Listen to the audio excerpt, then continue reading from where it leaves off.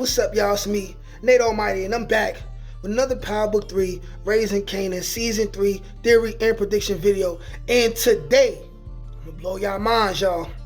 My theory details the exact moment we will see the return of Unique as Breeze in episode 10 of the grand finale of Raising Kanan Season 3. As he pops out of the shadows, just like his own brother, and kills him in the house or the abandoned Tailor shop that by now would be totally void of any police presence. And because Unique was a drug dealer, it's safe to assume that he paid months in advance for the electricity to stay on. Now, keep that in mind for the rest of this theory. You gotta stay to the end. For all we know, he could be hiding there right now, plotting his next move.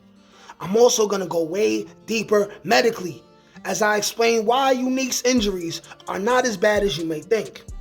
And this very logical medical explanation will be something you are not gonna hear on any other channel. Why? Because they not Nate Almighty.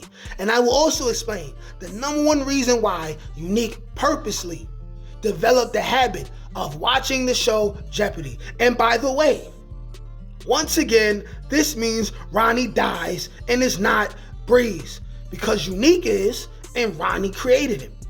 This video is going to be yet another banger, so go ahead and like this video and subscribe to this channel so y'all can get this fire every day. And since you know you love this content, you can support this channel by sending a donation to the Cash App JPeterson91 or blessing your brother with a super thanks right above the comment section in your phone. Thanks in advance. Now, without further ado, let's get to it. All right, y'all. I hope you're ready for an incredible theory. Let's break it down like this. As we near closer to the grand finale of Raising Kanan Season 3, we can all unanimously agree that the biggest mystery, which ties into two mysteries, is: will we see Unique make a triumphant return to our power screens before the closing credits roll? And if he does return, does he become Breeze, or is there a different purpose that the writers plan to have Unique serve? Now, we all know Ronnie Myers did a number on that nigga. Beat his head in with a damn metal pipe, then dumped his body in the landfill. Super Black Air Force energy. And we know from Howard that there was a metal pipe found with blood and hair. Emphasis on blood and hair. Not brain matter, by the way, which would indicate that Ronnie's blunt force trauma to Unique had not cracked open his skull. Y'all gotta pay attention when people talk about blunt force trauma and victims. Oftentimes they would say not only hair and blood, but brain matter, meaning that they cracked the skull and opened the skull, making it harder to survive. That did not happen with Unique, right? So with the body remaining missing and with no brain matter at the time at the crime scene, there's enough plausible deniability in regards to if Unique is already dead. Need I remind you all that every time a body drops on anything power related, the body does not just go missing. They typically always show the body of said dead person, which also makes it likely that Ghost is still alive, but that's a topic for another video. But other than those two men, everybody else who was presumed dead in power, their body was shown. And before I get to Unique getting his revenge on Ronnie and the role Jeopardy will play in Unique's life, let's ask one more question. If Pernessa said she feels like Unique is gone, which could just be the symbology of Unique being gone because he has become Breeze, and if Howard and everyone else is carrying on as if he's already gone, as if they're trying to make us forget about Unique's body being missing, right? Then why wouldn't the writers just show us his damn dead body? I get it. It's good marketing for the show. It keeps interest high. But the thing is, in anticipation of seeing young Ghost and Tommy, as well as Breeze, if Unique doesn't matter, then why not just show us his body and then we'll get over it? And now here's the basis for my theory. I now currently believe Unique returns as Breeze, and D-Wiz's brother is probably just going to be a Ronnie type character next season, who will definitely be a menace, and his biggest purpose will likely be killing Lou for what he did to D-Wiz. And it will be Rock who sets this up after Lou leaves rehab, relapses, and starts making shit hot again, right? She would view D-Wiz's brother as a threat and will fear Lou telling the truth about D-Wiz, so she would beat Lou to the punch and tell D-Wiz's brother that Lou did it on his own accord and she probably didn't want him to, right? Thus taking the blame off of herself, and then the Savage would just take care of Lou, right? And it will be Rock, like I said.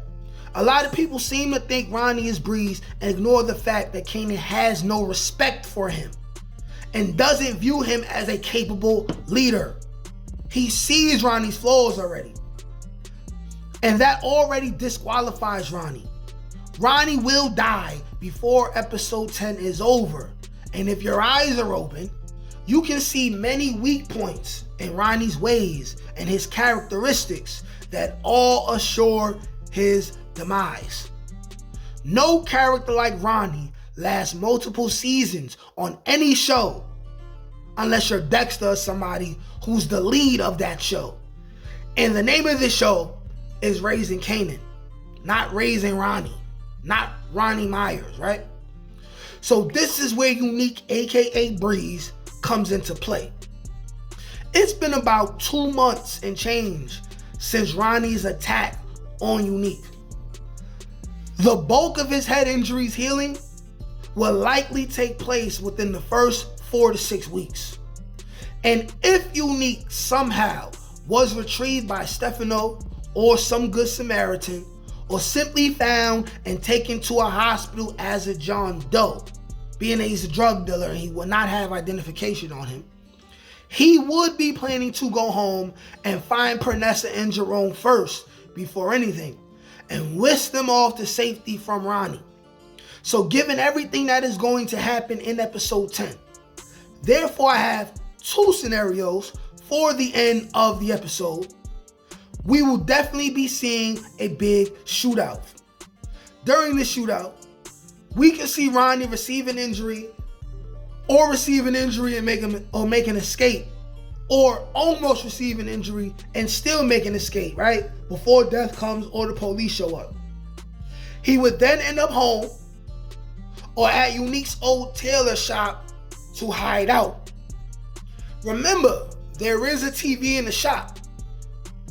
And when Ronnie sits down to catch her breath, we would see Unique come out of the shadows, taking a page out of his brother's own book, shooting Ronnie in the head after looking him in the eyes and then saying, "Made you look, bitch ass nigga. Told you I was the big dog." Or something of the sort, right? Something Unique-esque. And then he notices the TV is playing his favorite show that he got accustomed to watching every day in the hospital during his rehabilitation, Jeopardy. So he sits down right next to Ronnie's dead body and watches it as the credits roll. And the reason for Unique getting so used to watching the show is simple. His head injury would probably affect the skill he had with using words and expressing himself. The injury may have left him with the inability to speak much at all. Being that if a person suffers trauma to the brain in certain areas, it would affect different parts of the body and different bodily functions. But this would heal over the course of the next 2 seasons, and that is not far-fetched. That may be the least far-fetched thing that I've said this entire season, if you're one of those people who always likes to say, I be reaching. For example, I have a friend from the hood who had a lot of issues with other guys in the streets. One day this guy was in a club and in the middle of a brawl was literally stabbed on the top of his head. This left him with a slow, slightly stuttery speech pattern, with not many words in his vocabulary.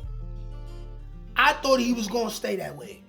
But within a mere few months, everything about him returned to how it originally was. And he now is the same person he always been. Mind you, I'll tell you another thing. When I was around 15 years old, right? There's a guy from my block named Wes, right? Who used to sell drugs. I'm saying I could say this because it's way past the statute of limitation, right? And he ain't killed nobody or nothing, right? And now he changed his life and he's a family man. But him and a few other drug dealers on the block, they threatened this fiend or whatever.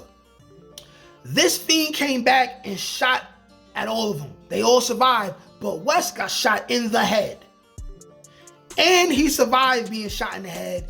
And if you see him, you will not know what happened to him, okay? So it's very likely Unique watches this show as homework and practice to get his mind back to where it once was before his brother did what he did.